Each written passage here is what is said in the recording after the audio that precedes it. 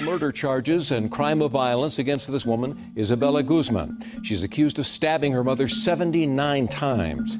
Today we delve into the chilling case of an 18-year-old Isabella Guzman, a story that unravels the dark underbelly of a family torn apart by festering resentment and culminating in a horrifying act. Join me as we explore the disturbing details of this true crime tale, reminding us all that behind every seemingly ordinary facade, secrets and malevolent intentions may lurk.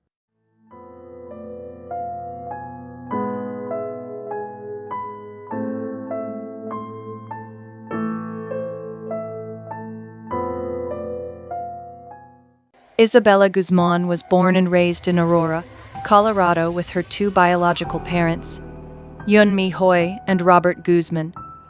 Shortly after Isabella was born, her parents decided that the family they had built together was not meant to last. Yunmi and Robert ended up getting a divorce when Isabella was a toddler. Going through a divorce is difficult for any child, and for Isabella, one can assume there was a sense of pain and isolation. Her mother began a relationship with a man named Ryan Hoy, and soon after they were married. Though Ryan was legally Isabella's stepfather, Isabella was never very fond of her mother's choice to eventually remarry. Throughout her childhood and early adolescence, Isabella often argued with her mother. They became extremely heated with each other to the point that they concerned those who witnessed these disputes. When Isabella was around 7 years old, the constant fighting with her mother had become too much for Yunmi and Ryan to handle. But what followed was a descent into a tempestuous relationship between mother and daughter, a relationship marred by years of verbal abuse and tension that refused to dissipate. The pivotal moment arrived on August 28, 2013, when Yunmi, Isabella's mother, received a cryptic and ominous email from her own daughter. Upon reading over the cryptic message meant only for her, Yunmi expressed her growing concern to Ryan. As Ryan read over the email that essentially stated, "You will pay," a shiver went down his spine. The message was a haunting promise, one that sent shivers down Yunmi's spine, propelling her to seek help and protection. Law enforcement intervened, attempting to defuse the escalating conflict between mother and daughter. Yet little did they know, Isabella's threats were far from hollow. As the police departed, the brewing storm inside Isabella intensified. Tragedy struck that fateful evening. Ryan returned home, unaware of the impending horror. Yunmi's bathroom was locked, but peace was deceiving. Suddenly, Ryan realized, with terrifying certainty, that he had heard the sound of his wife desperately calling out his name, followed by barely audible moans for help.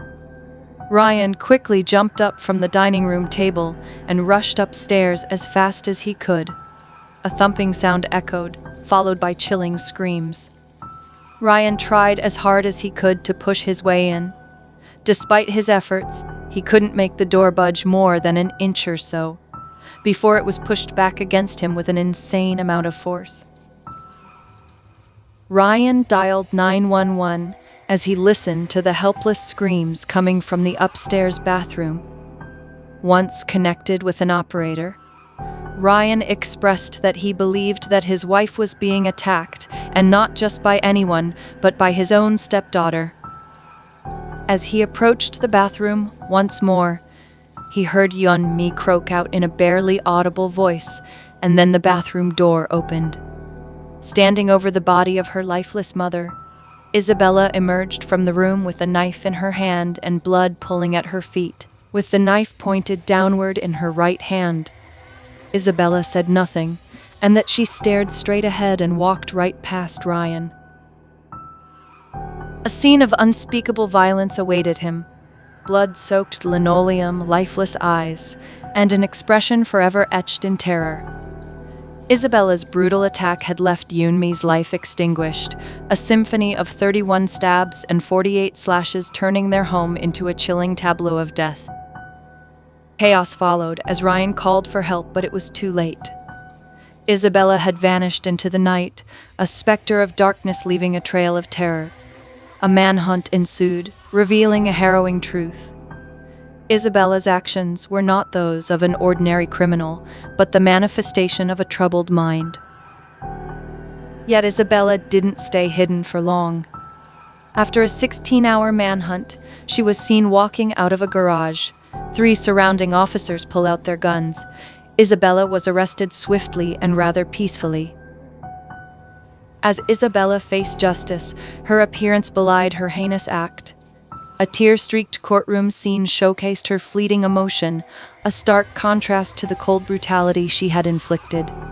In the aftermath, a diagnosis of paranoid schizophrenia offered a glimpse into the mind of the person behind the horror. Isabella was confined to psychiatric care, a sobering reminder that even the most unthinkable crimes can be driven by forces beyond comprehension. As we reflect on the chilling case of Isabella Guzman, let it serve as a stark reminder that behind every crime lies a complex web of emotions and experiences. True crime stories like this one compel us to peer beyond the surface.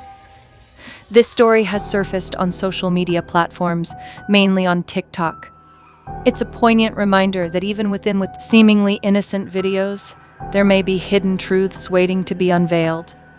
Until next time, stay vigilant and remember, the shadows may hide secrets more horrifying than we dare imagine. Thanks for watching.